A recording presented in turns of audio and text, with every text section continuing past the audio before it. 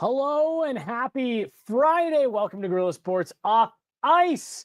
This episode is brought to you by our great friends over at Trusted American Mortgage. Trusted American salary-based mortgage consultants want to help you get into a lower interest rate and get you a better monthly payment. Go to trustedamerican.com. See how much money they can help you save today. Hello and welcome in. Do not leave your luggage unattended on the station.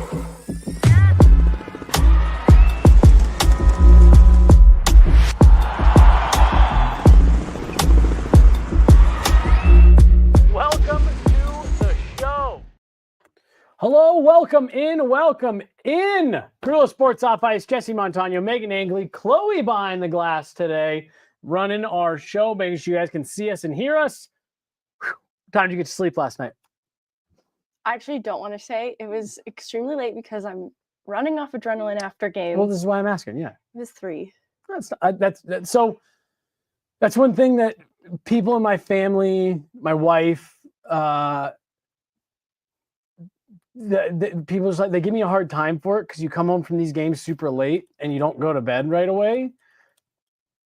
Because I think there's a lot of people that don't fully realize, like, a lot of our job on a game night like really spikes right at the end of the night. We're running around, we're going here, we're going there, we're talking that. And especially if it's any type of exciting game, interesting finish, if there's a storyline like there was yesterday with Scott Wedgewood, all of that, can be hard to go home and just go to bed. I remember like during the playoffs, this was a big problem for me because the playoff schedule is so busy. There's so much going on every single day. Especially, like when we were in Winnipeg this past April, like, you're traveling, you're getting on planes, you're taking flights, you're driving, whatever it is. And like, you get done with these games, like, all right, perfect. I got to be at the airport at 6 a.m. And then you just sit there in your hotel room wide awake until 2:30 or 3. Yeah. Trying to do stuff on your laptop or you get packed or whatever. These games, there's an adrenaline spike at the end of it. Well, especially such a buzzer beater like last night with the context of the game, like you mentioned. It's hard to get to sleep, and there's bigger picture problems with a game like last night that extend beyond the outcome, beyond a goal against, that linger in your mind. Mm-hmm. And for me personally, I ruminate over how much it troubles me, and it's been troubling me so much today. Yeah, it's like I said, it's funny because we really do. You get a big rush of adrenaline, not only because of the game and not only because of the way that the game went, but like I said, we go down to the locker room and we've got to run around and you get your sound and you got to. So not a short walk to where Jared Bednar is. You got to get down there quick after the game. So you do that, and then you and I got to jump on camera right after that and do our own takes and answer questions and all that. So no judgment here for you not falling asleep till 3:30. That's such is life. Such is the life of this job. I actually got home. My wife was going to bed. I went and said goodnight, and then I was like, I'll be in here in a couple hours. Like, I don't know. I don't know what to tell you. Yeah. My body will decide. I'll be here when I'm here. We do have a lot to unpack, and Megan, I do think we are going to spend pretty much all of today's show unpacking a lot of what we saw yesterday. And yes, I'm sure we will talk a decent amount about the result of the game, and because it was exciting and the way that the Avs got there. I think there's a lot to talk about with it, both positive and negative. That another great comeback. Another comeback win. You know what I mean? Like, there's two different sides we can look at it. We're going to talk about all that. We're going to get into the Scott Wedgewood situation, not just the fact that he was injured, not just that they scored a goal, but from the player's safety perspective, which is what Jared Bednar, I think you and I are both in alignment, was rightfully upset about. And truthfully, I haven't found one single person on the internet or otherwise who has said that they disagree with what Jared Bednar was saying. Like, this seems to me like something, and we'll circle back to this, but this does seem to me, Megan, like something that is pretty universally agreed upon. Unfortunately, I have stumbled into the wrong corners of the internet. Oh no. Because I went outside of the Avs fan base for this one, and there are people who don't necessarily agree with Jared Bednar's take on it. They don't agree that it is clear that Scott Wedgewood is seriously injured. That's so funny. And it's frustrating to me. And then their definition of what warrants a serious injury has also been called into question across the internet. And the trouble is, it's not clearly defined in the NHL rulebook. So nobody's correct. People talking out of their butt that there are these parameters that would make a serious injury on the ice are wrong. It's not outlined at all in the NHL rulebook.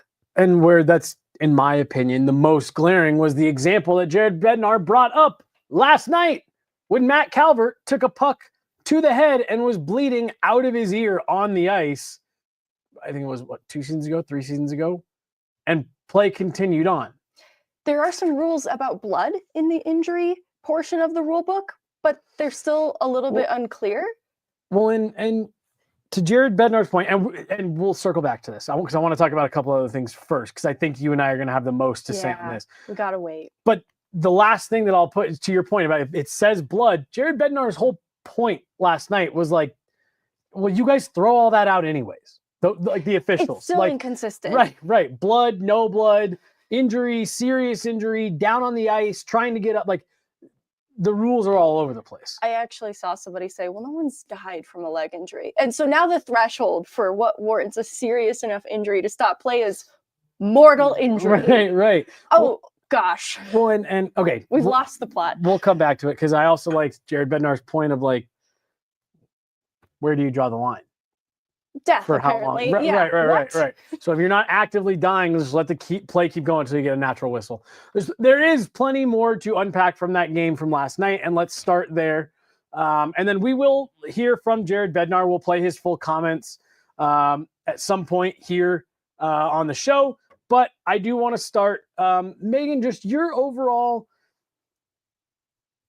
thoughts on the fact that, yes, it was great that they were able to, for the Avalanche, it was great that they were able to come back, get a win, find a way to get it tied, kind of a galvanizing moment for the team, the arena, everybody that was there, and the team comes together and gets the job done for Scott Wedgewood.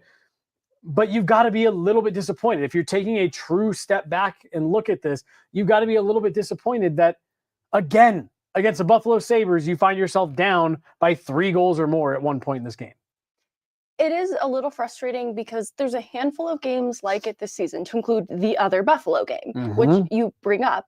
But you also pointed out the San Jose game and the comeback that was needed to launch in that win. And I think it is important to kind of key in then on some of those games where the Avs appeared to maybe play down a little bit to weaker teams. And it's because you ask any player and they would tell you, you should not underestimate any team, right? No matter who's coming into play in this building in particular, that's a team that we want to beat. That's the bottom line, whether they're the best team in the East or the top of the league Winnipeg Jets or the San Jose Sharks on the road or hosting the Buffalo Sabres after what was a really challenging game back in Buffalo here recently. It should all be played similarly, right? With that same hunger to win. And so I think there's rightfully some frustration there, but I also think proportionate to the games that they have won, especially in spite of some of the injuries, it's still more positive than it is negative. And so I don't want to come down too hard on them for maybe falling a little flatter than I would have liked to see through 40 minutes, going down 3-0 bad, but they exit the second period and it's a 3-1 game. It's still within their reach, but you hate that they put themselves in that position. And obviously things drastically change after the Scott Wedgewood injury. And I think that's where Taves has a very good point, that he wants to see that spark come from somewhere else, right? Come from within and earlier in the game and not be prompted by something so unfortunate. And I think that's a pretty good point too. But I still, bigger picture, we're almost at the halfway point in this season. We all know how that first 10-game stretch started for this team, and now they're approaching game 40, and they're third in the Central, just 4 points back of the Minnesota Wild. They just won their 6th game in a row, 8-2-0 in their last 10 games. I find it hard to key in on that too critically then.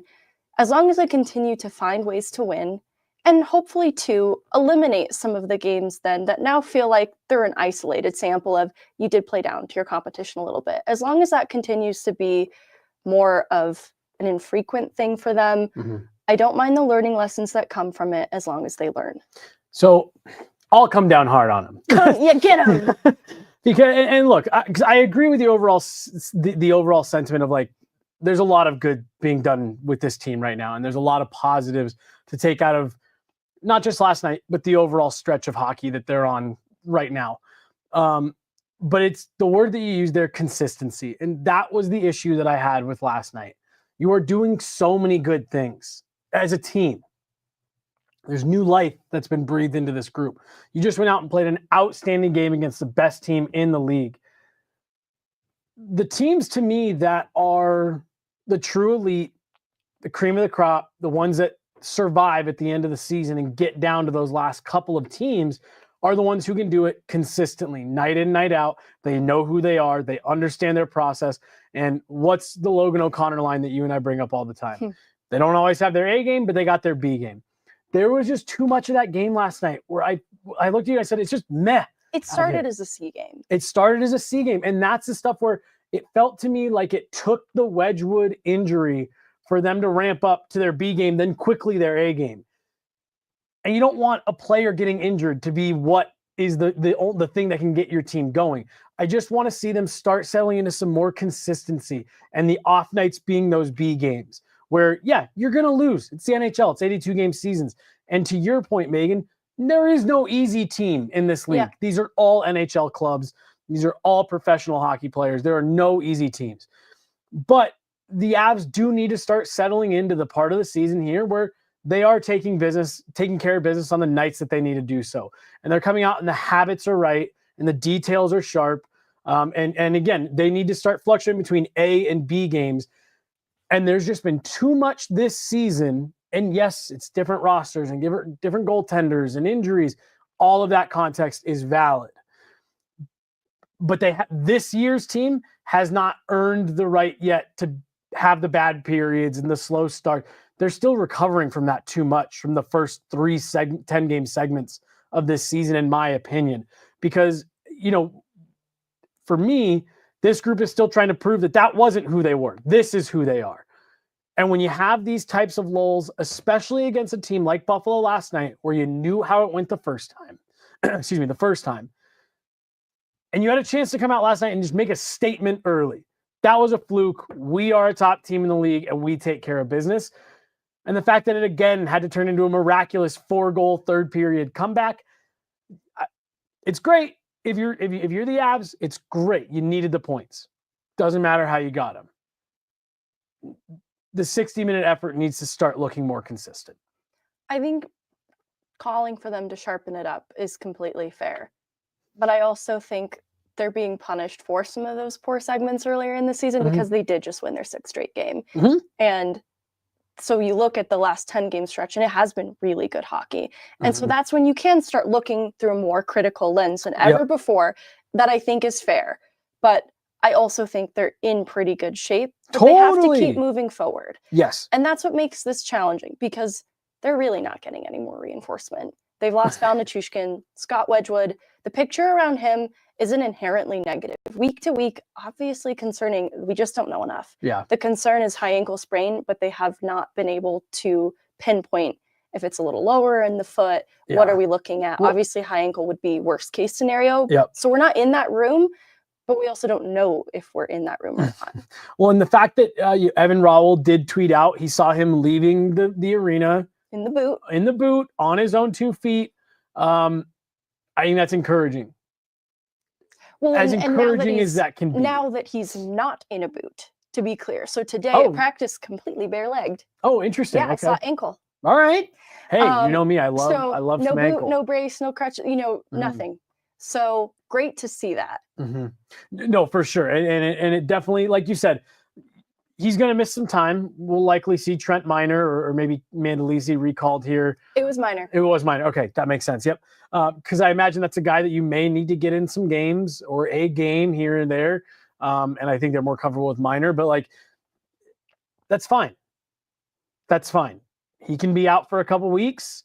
couple starts for, Trent Miner, get him that experience.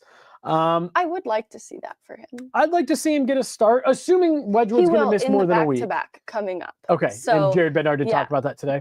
Exactly. That's how he plans to handle the goalie I've been rotation. in meetings all morning. Megan was at practice. I don't know if you can tell. It's okay. Like, these people are probably wanting to know these same exact things. So that's how he plans to handle the goalie rotation moving forward. Miner's been recalled. He'll back up Blackwood. Blackwood will get the majority starts here moving forward, but there is a back-to-back coming up, and Trent Miner will get one of those games. Which I think is good. And hey, we're back to talking about developing goalies, and Trent Miner's been here for a long time. And so he's still young. He's moving up. He's progressing. Maybe even as recently as a year and a half ago, you didn't know if he would ever even make it out of the E. Yes. And here he is as a starter in the American League and the preferred call-up for the NHL club. So, if you get some starts, he gets some starts. I think that's good for him. You can let Scott Wedgewood take a month to feel better, especially with that Four Nations break coming up about a month from now. You're fine. And I am with you that, like, they're in a good spot. Given where they are right now at the start of January, I actually think you feel really good about where you're at, given how everything started. Given what I was saying about those segments early on, I still just think my area of criticism from last night comes from the fact of this iteration of the Avs still has too much to prove to be going through 40 minutes of a game against the Buffalo Sabres, just kind of a stinker. I even looked at you at one point and I said, they're not doing anything with the puck. And you said they're making a great first pass, and then, like, that's just kind of it. No, they were not managing the puck well. Offensively, in terms of creation, nothing meaningful. And it was funny, though, right as I was saying, right. Ross Colton scored at the start of the third period. So that is kind of when the tide turned. Also, Mandolese, just an update, is hurt for the Eagles. So the depth chart for goaltending is a little dicey right now. It was classified as week to week, but he's begun traveling with the team here recently. So Mandolese hopefully closer to return, but not an option for the Avs. So the depth chart really falls off after Miner. So it's a little grim, but I love what Miner's been doing with the Eagles. So I'm excited to see him get a game. Excited to see it. Let's talk a little bit about Jonathan Drouin. What a goal for him. What a moment for him, given the way that this season has gone for him. 9th game last night. Single digits still to score a goal in that big of a moment. And it just felt a little bit poetic that it comes on a beautiful feed from Nathan MacKinnon. In the bumper, to the bumper spot where Jonathan Drouin has gotten to sort of resume his duties there on the top power play unit. And there's a reason for that, the chemistry that exists between those two players.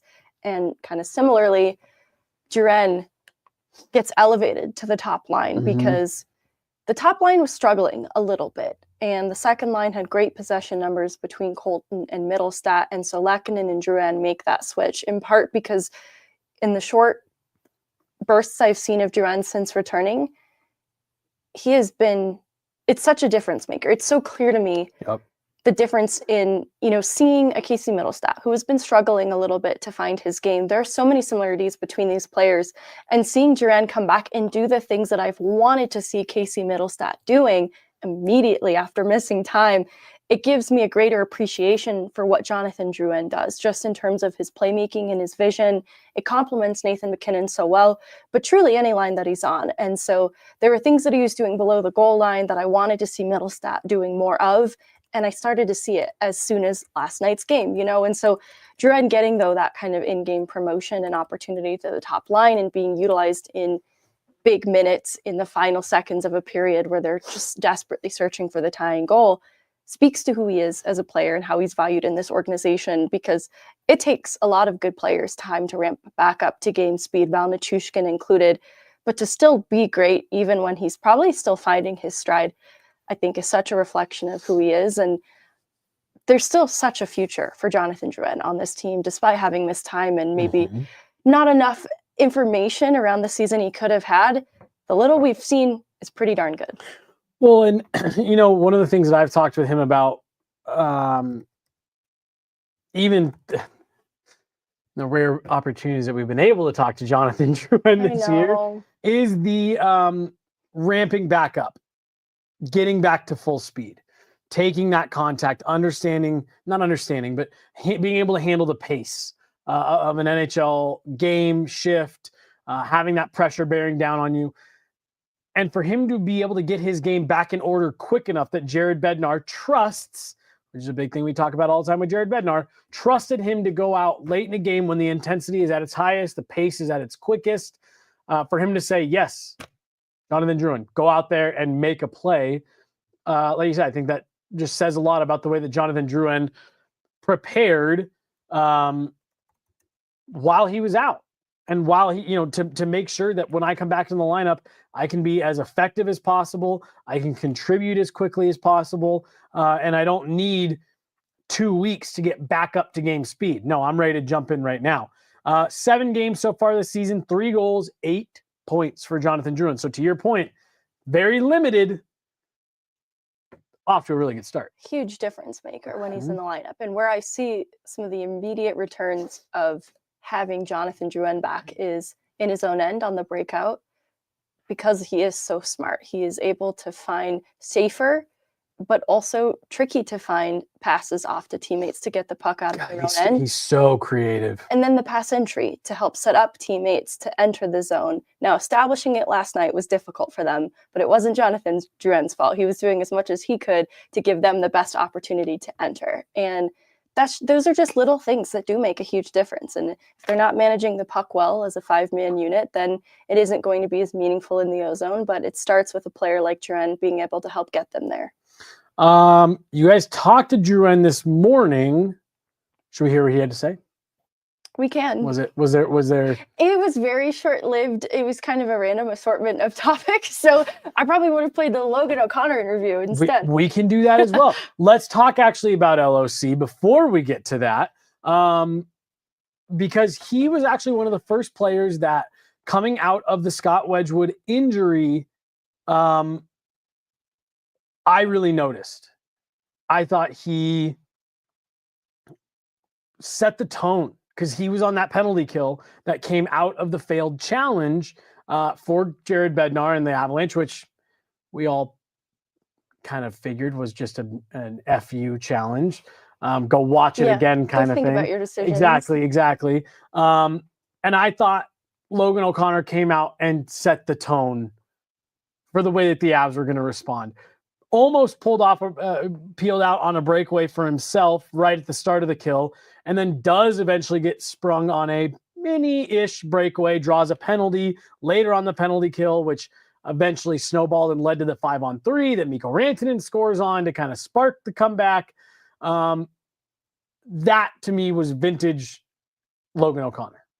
I think to be able to transform the frustration of the failed challenge and then a kill into now a man advantage opportunity speaks to the maturity of the group to not become undisciplined in that moment, and to see the way in which a player like Logan O'Connor can almost single-handedly embody that energy and transmute it into something productive on ice. Speaks to who he is as a player and why there's so much. The penalty kill wasn't great to start the game last night. And honestly, I just think Buffalo did a lot of the right things. I don't even look at the kill super critically. Yeah. I have my little nitpicks, but for them to have that kind of a comeback on the kill, specifically too, when they needed it most, because there is that frustration of feeling wronged in that moment, having seen your teammate now leave the game due to a pretty serious injury. Right. I think it says a lot to be able to make that into something productive. Well, and not just, we saw Ross Colton last night channel frustration in the wrong way. Yeah, immediately, right? Game. Immediately. And I get the frustration. Zucker was giving it to him, and that's to your point. You're right. And I think Ross Colton was another player who also kind of had a little mini comeback inside the game, though. Like after that penalty, I think recognized how that hurt the team and decided the way he wanted to leave a fingerprint on that game was to help them in a positive way. And so I think he was another, like an O'Connor, who used the high energy born from a bad moment to make himself better. Well, and I don't want to suddenly turn this into me beating up on Ross Colton, because I agree with what you just said. but like it's actually even funny, right? Because to me, his reaction like that earlier in the game goes back a little bit to what I was talking about why I didn't like so much of that game last night for the Avalanche. Totally. Is like, that's one of those moments where it's like, you've got to have better control on your emotions. And I think it was embodied through Ross Colton, but I actually think it was reflective of the entire group. Totally. They were frustrated. They were doing things out of character. They're forcing pucks. I mean, how many times did you and I sit there and be like, are they just going to keep firing pucks into bodies and shin pads and pants? There were some weird passes too. Weird passes, weird shot selection. Who was that too? Yes. Taves. The Taves. But it wasn't just Taves. There was another later in the game, and we joked he was going for the Taves. Yeah. And it became now a verb. Right. And you know what? Devon Taves also had a comeback of his own. Right. So, but like that really is that may actually even tell the story better than the way I was trying to put it earlier. Just like, that's the stuff that, when you get later into the season, right, and you get down to the real nitty gritty, and you're into the playoffs and all, that's the stuff that will cost you your season. And starts like what the Avs had last night will cost you your season late in the year, come playoff time. And that's where it's just, we are at the halfway point. So yes, there's still a lot of hockey left to be played, but Megan, I feel like you and I blinked and now we're here at the halfway point. Mm-hmm. That hockey's got to start getting cleaned up now. And I want to affirm that, because you're right. It's now a little more established that they're capable of winning these games, even if they're going to be down guys every game. Which is great. It is great.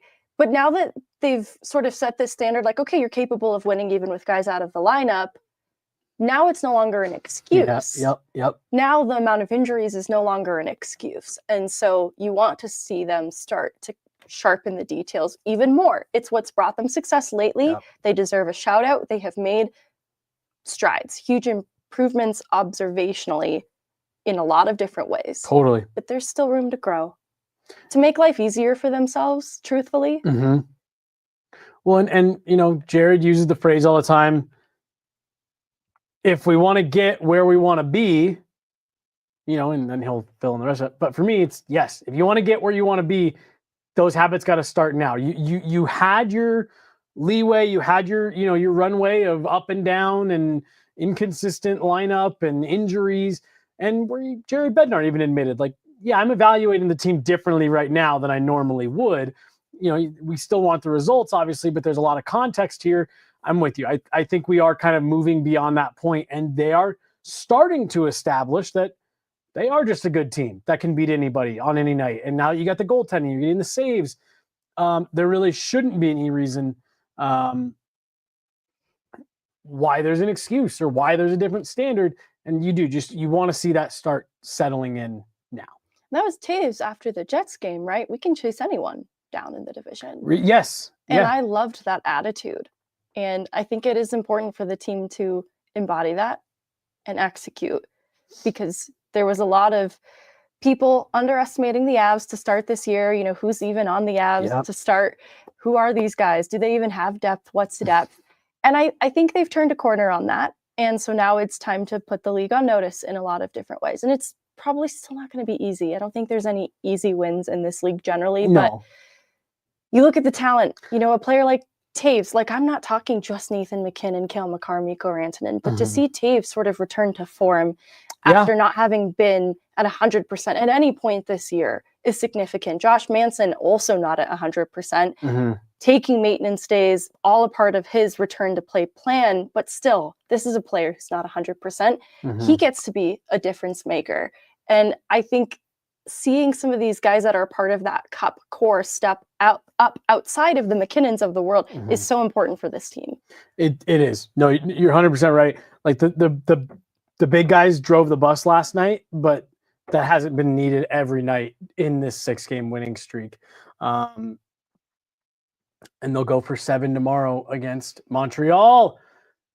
And while the Avs are going for 7, why don't you go for 7, Brew? Stop in to 7 Brew in their newest location up in Firestone, Colorado. 7 Brew is a one-of-a-kind drive-through and walk-up experience with a fast and friendly crew that is waiting to serve you.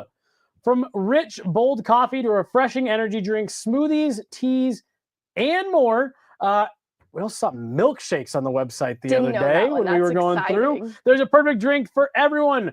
With over 20,000 flavor combinations at 7 Brew, they believe in cultivating kindness with every cup, and their fully customizable menu is just the beginning. Before you hit the road, power up with 7 Brew in Firestone and experience the coffee revolution. Do also want to remind you guys about our great friends over at Landmark Lincoln.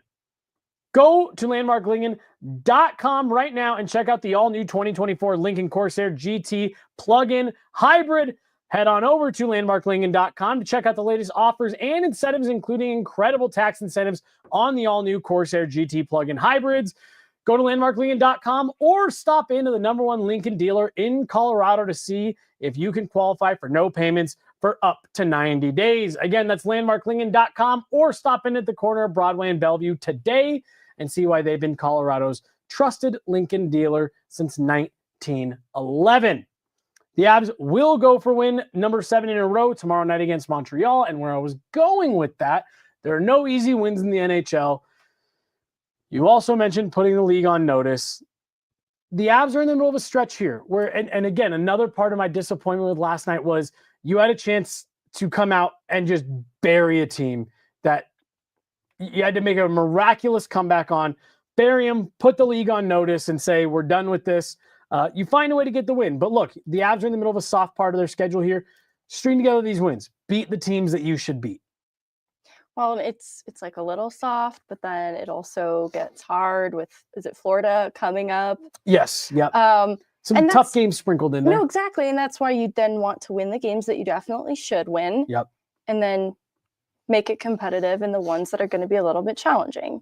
And I think Montreal is a team, they've won their last 3. And so of this recent stretch, I think they're 7-3-0 in their last 10. So you don't want to underestimate Montreal. Like, it's a team that they're playing well on the whole of the season has some vulnerabilities, but they're playing well right now. And the Avs at home, I think, is where they're looking to improve. They've done a lot of great things on the road recently. Mm-hmm. And Logan O'Connor kind of talked about that today, how he looked at this game and how much the crowd impacted the way that the team played too, that it wasn't just their own personal frustrations and what had happened to Wedgewood, but also having the crowd get into it so much.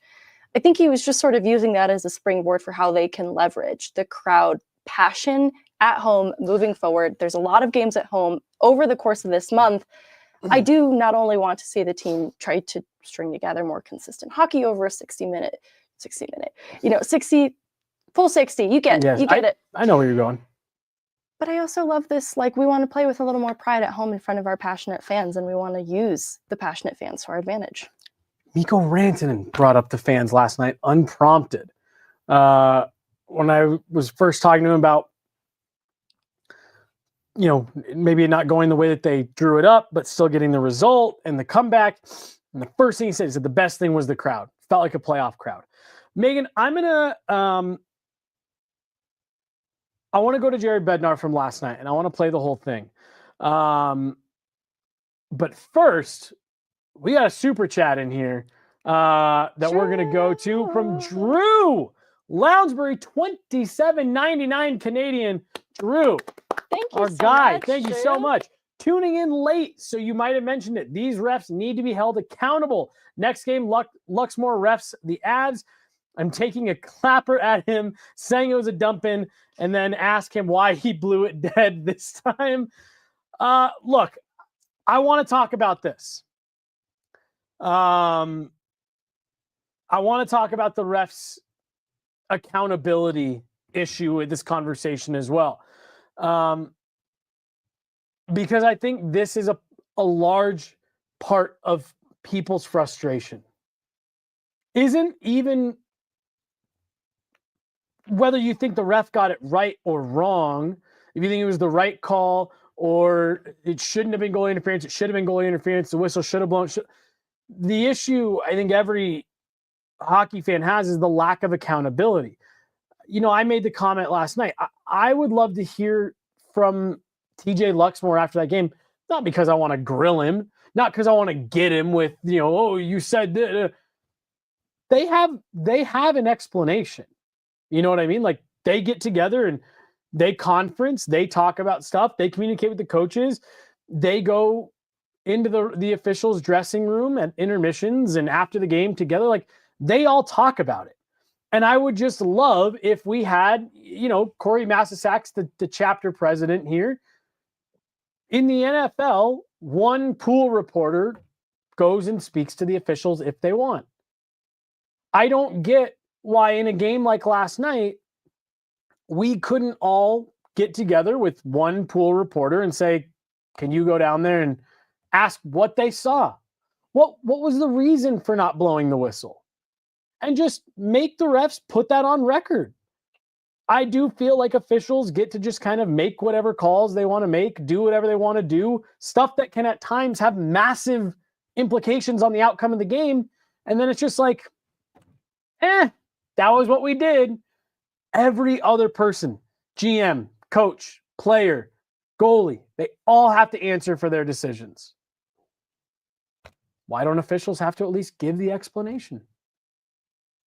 My issue, not with asking for officials to be held a little bit accountable, and this isn't because I don't have an issue with TJ Luxmore and his call. I just don't think that there's very much he could have said last night that would have addressed the real issue here, and that's the fact that by the way the rule is written, something so serious is subjective without repercussion. Because of the way the rule is written, TJ Luxmore doesn't have to blow that whistle, but he can.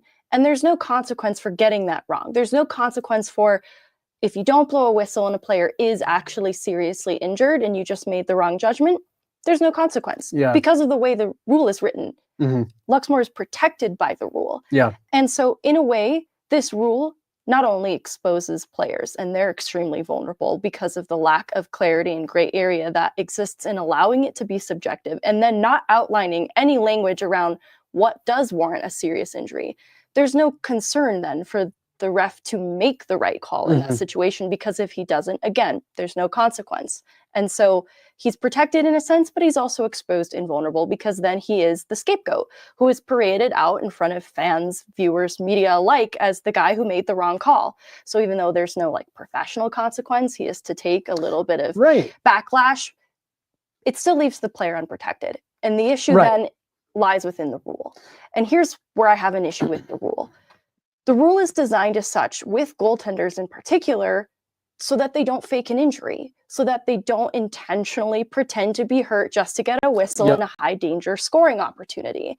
And what I'm frustrated by is if you weigh these two things alongside each other, you've got the possibility of a goaltender pretending to be injured and potentially saving a goal against, alongside a goaltender actually getting injured.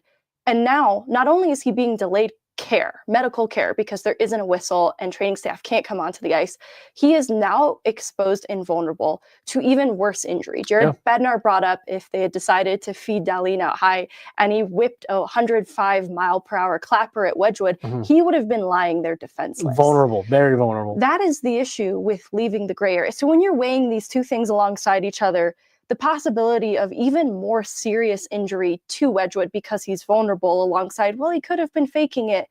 You are saying very loudly as a league that you care more about a goalie possibly faking an injury and disallowing a goal against than a player actually getting hurt. And that sends the wrong message, because there are other ways to deter players from faking an injury after the fact. Like, all right, if you blow the play dead, err on the side of caution, blow the play dead. Or outline a lot more clearly what actually warrants a serious injury, because that's where I have a huge issue. It's left. And so, sorry, there are other ways to deter this, though. Have the goalie leave the game. Bring in the backup goaltender cold. If the goalie's really no matter injured, what. Exactly. If the goalie's really injured, or make it a delay of game. If the goalie's like, look, I'm sorry, I thought I was hurt, I think I'm okay to continue playing, make them kill a penalty. Well, so if a player goes down injured and the play stops for the injured player, that player has to leave the ice. They don't have to necessarily go to the locker room and get, medical attention. They have to leave the ice. You cannot go down, be the reason that the whistle is blown for an injury, and then take the next shift. It's not allowed. You even have to start on the bench, and then they can change you out right away, but you cannot start the beginning of the next shift. To your point, why can't there be a rule like that? Hey, we're going to blow it dead for a goalie, but he's got to leave the game for at least, a whistle.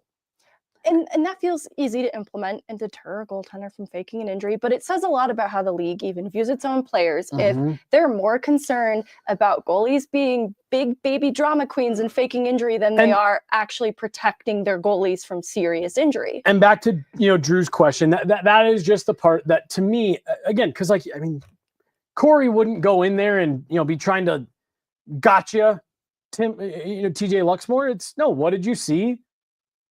There was four officials with whistle on their hands. None of them felt it was necessary to blow it while Scott Wedgewood was down. What did you see? What do you guys look for in those types of situations?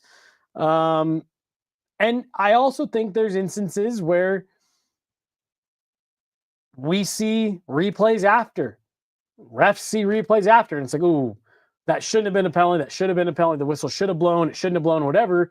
And just, give officials an opportunity to be like, yeah, we looked at it after, and that was one that we didn't get right. And that's something that'll be sent around to other officials in the league. We'll make sure we get it right going forward.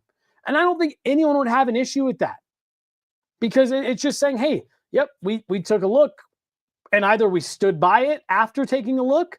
These are the reasons why, based on the rule book, or we looked at it and that we shouldn't have called a high stick on that. We'll make sure that gets around the league to other officials. Before we get to Jared Bednar, I did want to another super chat here from Vaguely Sober. Oh. Congrats on 6K subs. Yes. All of you amazing Vaguely. people have pushed the Guerilla Sports YouTube page over 6,000 subscriptions as of yesterday. So thank you all very, very much. And Vaguely Sober, we all know you're leading the charge on that. I believe we had your 2-month membership anniversary comment up earlier. Thank you guys all so much. I cut you off before you wanted to make one more point before I played Jared. I just want to emphasize how the league has their priorities so wrong and how this rule is structured currently, and allowing that gray area to exist and make something kind of serious so subjective, and then have no after that. Like, all right, you've left it to the judgment of the officials, but there's no answer after that. When player safety is concerned and you claim to be a league who cares about player safety, this is just unacceptable, and your priorities are skewed if you're going to weigh a goaltender faking an injury over a goaltender actually being injured. Well, and don't let just Megan tell you about it. Let's hear what Jared Bednar's thoughts were on all of this last night, because I believe you put it much more kindly than he did. The referee said it wasn't blown because we put their guy into Scott. I said, I don't give a shit. He's hurt. They're standing there, he's sitting there, he's hurt. Blow the whistle. If the puck's in the net front still and they were hacking away at it and it goes in, I'd say fine. But as soon as the puck squirts to the corner, they got to blow it dead. They do it all the time for regular players because of player safety. The rule would state that we have to touch it, but they don't follow that rule. They never follow that rule. 2 games ago, we were in the offensive zone. One of their players was down in the slot, and we were passing around, and Cale Makar's coming downhill for a one-timer, and they blow it dead. Take away a scoring chance, what could be a possible extending of a lead, and they blow it because the player's laying there hurt in a shooting lane. So it's the same thing for the goalie. If he's hurt and he's not getting up, and they can evaluate that, and they're standing right there looking at it, the whistle should go. It's just that simple. It's not. Did I think it was goalie interference? No, it's not goalie interference because we bumped him in. He turned the wrong way, and we bumped into him when he went into our goalie. But when the goalie's hurt, you blow the whistle. That's what happens all the time with players in every zone. And yeah, it happened in the first period with me and Darlene. Darlene goes down, and they blow it dead because he's still down. It happened last game for us, and the game before that, and the game before that happens once a game. I bet you. And for them to just let it go and then allow the goal is insanity to me. It's a player safety thing. If they would have loaded up Darlene for a one-timer for a 105-mile-an-hour slap shot, they're just going to let it fucking happen with our goalie down in the net? Can't do it. Can't do it. You got to blow it dead. Well, I don't know. We'll get him evaluated. He's going to miss some time. Was that challenge a bit of a test? You said you Yeah, it gives him another chance to do the right thing. The goal shouldn't have counted, and so, yeah, I was mad, so we just did it. Everyone is still worth 2 points, but did that one feel a little better just getting everything leading up to it? It felt great because our guys dug in and they got the win. Like, we needed that win and we wanted that win, and I think that play, like, everyone on the team's pissed off, and then so, they dig in extra hard and make it happen. I was glad to see them get rewarded. It looks good on our guys. I thought it was an unbelievable effort, especially down the stretch. Are you surprised you got such a weak explanation from the referee? No, and listen, this isn't against the two refs that called the game tonight. Like it's just like it's the inconsistency in that call. It seems pretty common sense to me, right? Like, what are you gonna it's hurt, the puck, he's hurt, the puck goes to the corner, he's not getting up, clearly not getting up. Just blow it dead. By the time that puck got cycled behind the net, it should have been called. So it's, when you're doing it for every other player on the ice, but you're not going to do it for the goalie, makes no sense to me. Corey first. Is it almost like a theme of this season that you have this like crazy, amazing comeback, and you also have another ridiculous injury? Like, it just seems like there's just a range of emotions after almost so many games this year like this. Yeah, I mean, injuries are going to happen. Obviously, we've had more than our share. And, for me, it's about, getting our guys healthy and continuing to play with that type of heart.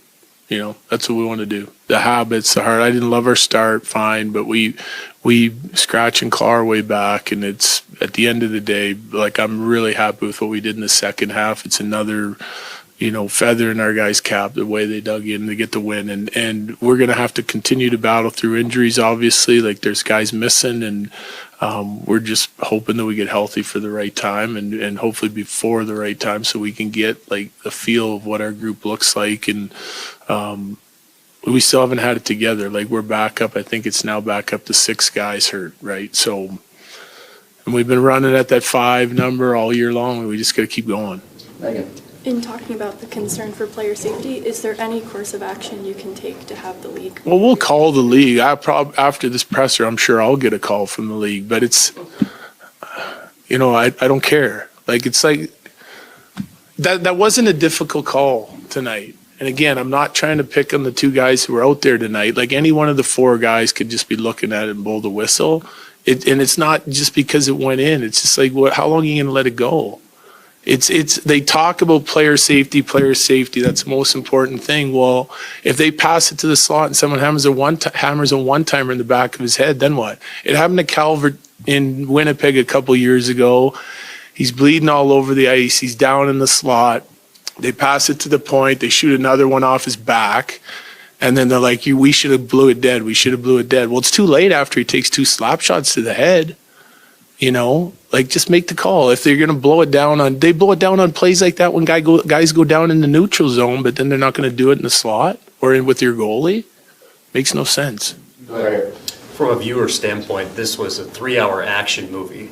From the bench, did it feel like that?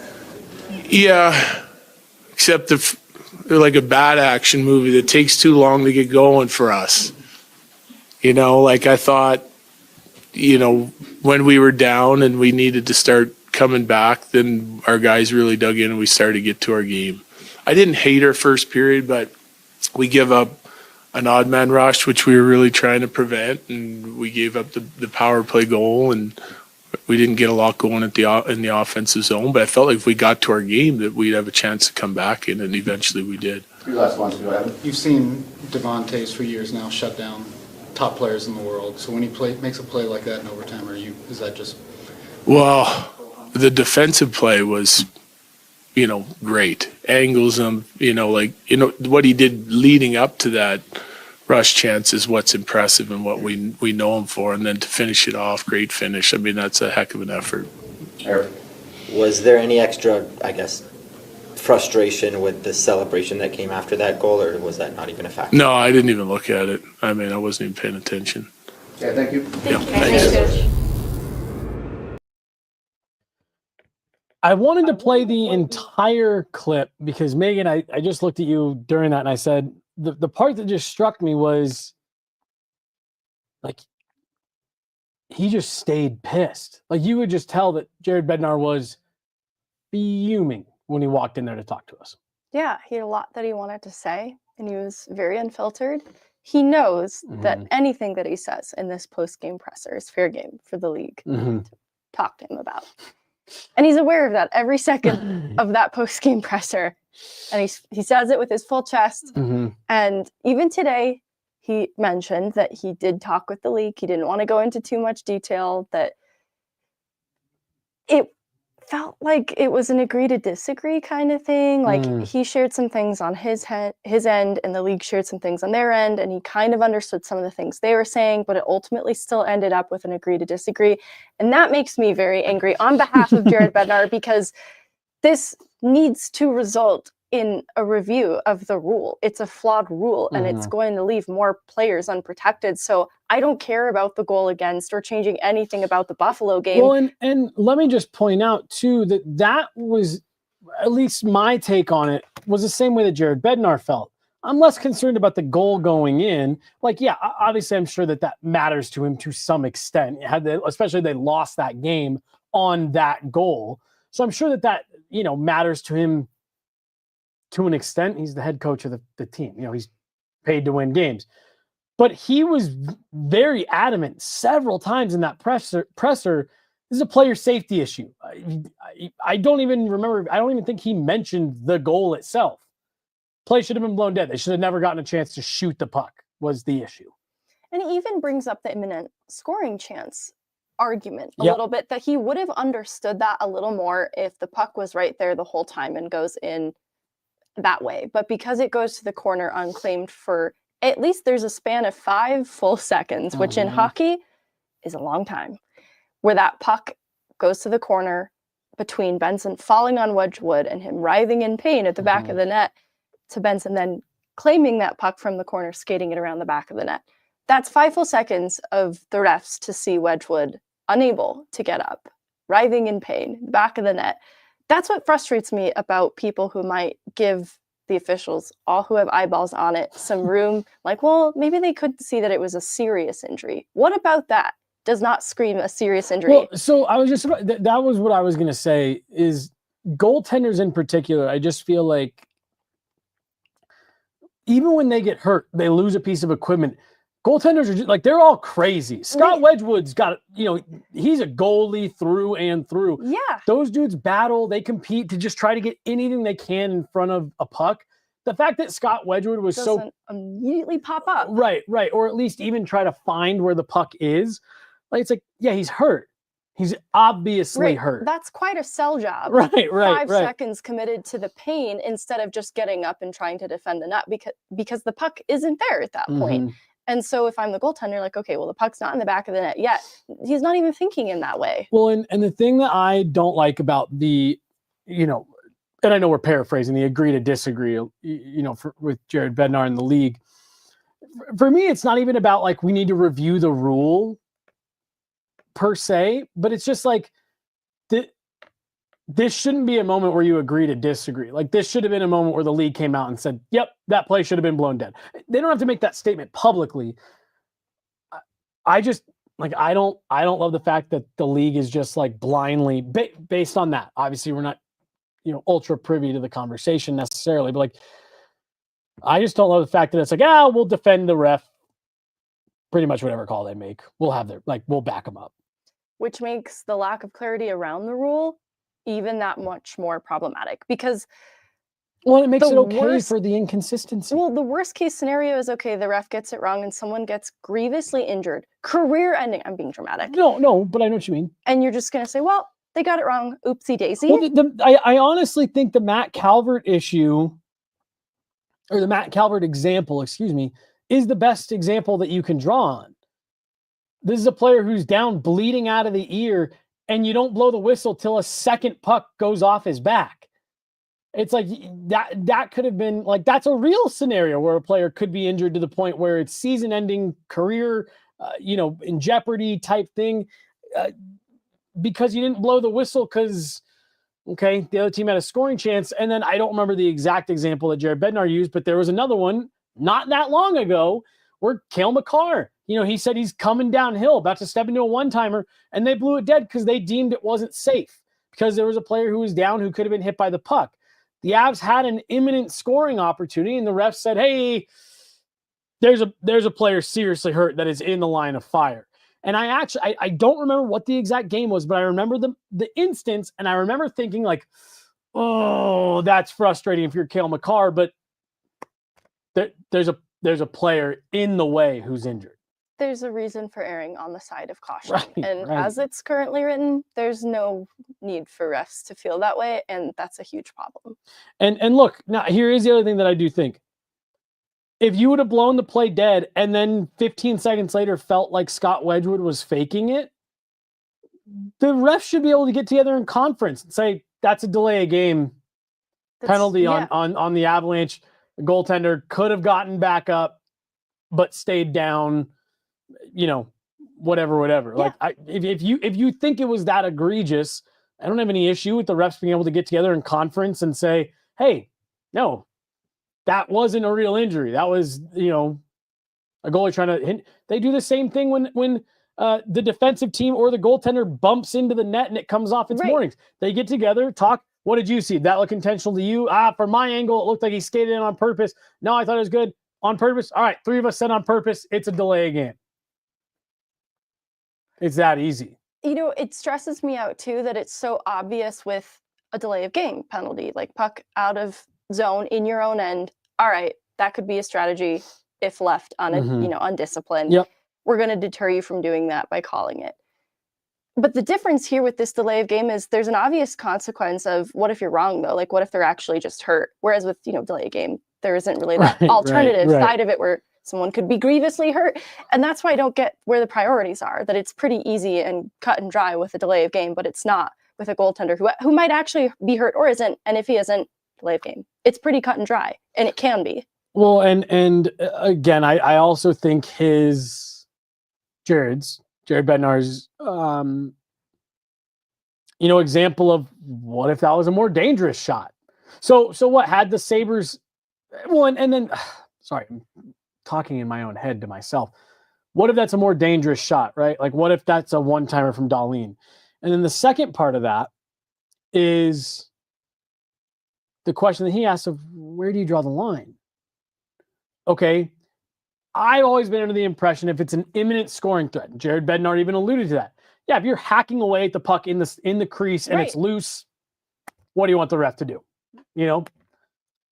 That puck went to the corner. It cycled behind the net. Okay, so had Buffalo then cycled that out high and gone D to D, is that long enough for him to be down? That you understand that he's actually injured? Or is it still, well, he could be faking it and we're just not sure? Well, the Sabres have possession. Like, where do you draw the line? And I guess that's more of my question of if what happened immediately after Scott Wedgewood went down doesn't constitute as not an imminent scoring threat, what does get the play stopped if a goalie's down and out? You know what I mean? Like, it's another subjective thing that is too open-ended and with no consequence for getting it wrong. But there is real consequence to a player and his well-being, no matter what. Correct me. Oh, damn it. I lost my train of thought because this one came up, or I remember this as well. I believe it was in the Stanley Cup final when Darcy Kemper's helmet came off and they didn't stop the play and the puck went in. Do you remember that one? I do. And I just don't really remember the details around it. It was a similar thing. It was kind of a scramble in front of the net, but there was a good 1.5 before it went in from the time his helmet came off to the time the puck was shot in. And I remember the Avs being very upset about that as well. Now I remembered, correct me if I'm wrong, is there any verbiage in the rule that designates player versus goaltender? Kind of, but what's interesting is the goaltender section is the 8.2 and the injury one is 8.1 and the goaltender 8.2 section follows it. And it just talks about how to properly substitute a goalie in the case of an injury. But it doesn't talk about any differences around how the goalie gets injured. And so it seems, by the way that I read it, that the 8.1 section and talking about a player being injured applies to everybody. And then the specifications around goaltending is just what officials need to do in substituting an injured goaltender. And so that's another area where it's treated differently for goalies, but it's also not really clearly defined differently. I almost wonder if the league, how you address this is, do you need to put in specific parameters for a goaltender, because they are in 99.9% of situations going to be in the line of fire. Right. And they're the ones most likely to fake the injury. That's why I think this is being written in this way. You know, oh, if there's an imminent scoring chance, no call.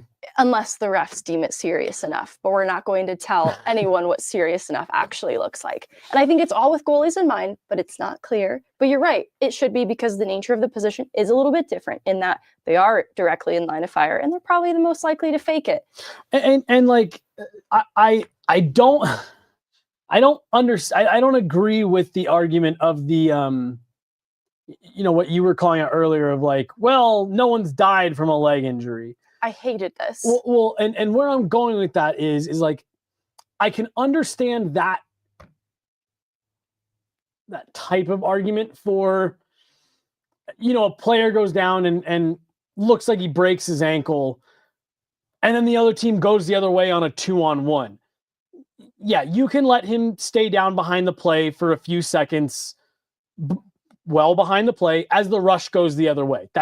I don't have an issue with that, because it's something that, you know, isn't a timely. You don't need to get him off and get him medical attention that second. You can let it play out for a few seconds. Then once that scoring opportunity plays out, you blow the play dead. Let that player get to the bench. Let them get medical care. It's very rare that that's going to happen in a situation like this with a goaltender. If they're going down, it's because there's action around them and they're in danger, you know, in the context that we're talking about. Like, they're in the line of fire. And so outside of the injury category is an equipment category where it talks about, you know, if a goaltender's mask is popped off, how the play is stopped then. Why is it stopped? Because they're vulnerable. Right.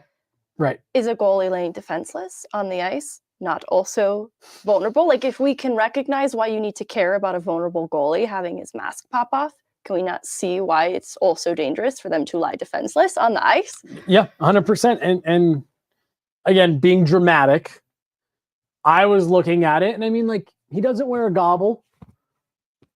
Weird bounces. That could be a puck that hits him under the mask, you know, all kinds of stuff. He's laying in a vulnerable position where not all that padding that he's got is going to help. Yeah, there's just a lot that went into that. Yeah, you can tell I'm still angry about it. I think we're both angry about it. Well, I'm angry in the same way that Jared Bednar is, that it's like, you know, we sit here and try to do a job and we try to give context, and we have people that ask us for explanations and what we think and how we see it should, you know, how we think it should be done. And like, it's just hard for me, because it's like, this seems pretty obvious, but based on the explanation Jared Bednar got from the officials, based on the lack of transparency we get from the league, and based on what it sounds like Jared Bednar's conversation was with the NHL, I don't know what to think. And that to me is the frustrating part. It signaled to me that not much is going to change. And to me, this is the kind of thing that should be the turning point in the rule that prompts the league to reevaluate it and see how they can modify it to make it a little clearer and a little better to better protect players. More consistent. Because the next time we hear about something like this, to your point, it's going to be more serious. The next time that we have this kind of conversation around it, and it shouldn't take it getting more serious from where it's at right now, because it's already a pretty serious concern around Wedgewood, right? You don't want to wait until it's too far to be taken back to start having that conversation about changing the rules. Well, let this be the learning lesson. Well, and let me even give a maybe a slightly less extreme example. And I'm not saying that to be funny. I'm saying it in terms of like, I see this being something that plays out. It can very easily play out. That was a game 6 last night. You know what I mean? Like of a playoff series. And there's one team fighting to stay alive, and your goalie gets fallen on, however that happens, a serious injury, they go down and the other team scores to win the game and win the series, and your year's done. Like that to me is a scenario where it's like, yeah, you don't want to end up in that situation either, where suddenly the league is having to look a team, Jared Bednar, a coach, whoever, in the eye and say, sorry, your season's done. That whistle probably should have been blown because, yeah, your guy has a broken fibula. He wasn't faking it. Like, again, like that's not from the injury standpoint. That's from a, like, the quality of the product on the ice. You're right. It's a less dramatic example, but the overarching theme being, don't let this be a lesson. Exactly, right. That's learned an even harder way. Yes, and I also want to point out, not that I think that yours is something that couldn't play out. Yours is what the league should be scared of. Mine is the example of, you don't want to get caught in this situation. Totally. You know, you don't want that look. Yours is the example of like, yeah, you better pray that this doesn't play out, because then it's a whole different set of issues. Any last thoughts for today before we head into the weekend? No. You will be at the game tomorrow. You and Marks will have all kinds of coverage coming from Ball Arena. Nice 5 p.m. start. No morning skate, Megan. I'll be there. All right, that's going to do it. She's Meghan Angley. I'm Jesse Montano. That's Chloe behind the glass. You guys didn't get to see her today, but Chloe's back there. You know what Chloe looks like. She's the best. Thank you guys all so much for hanging out. Thanks for jumping in the chat, our super chats from today.